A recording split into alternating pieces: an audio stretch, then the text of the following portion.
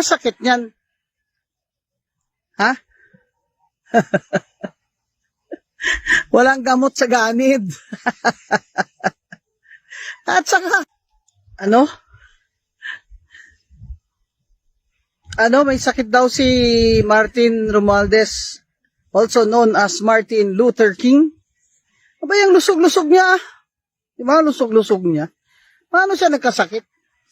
Nung hindi siya naakusahan dito ng pangungurakot, okay naman siya. Na? Sarap pa nga ng ngisi-ngisi niya eh. Na? Paka flex-flex pa siya. Strong pa siya eh. Di ba? Tapang mo nun. O ngayon, sumagot ka. Ba't ka nagtatago? Dati konting lang eh. Galit ka na. Takot na takot sila sa'yo. O yung mga tagapagtanggol mo dyan. Ano ba sakit niyan? Ha? Walang gamot sa ganid. At saka, ang galing-galing ng mga doktor dito sa Pilipinas eh. Hindi ka kayang gamutin. Oh.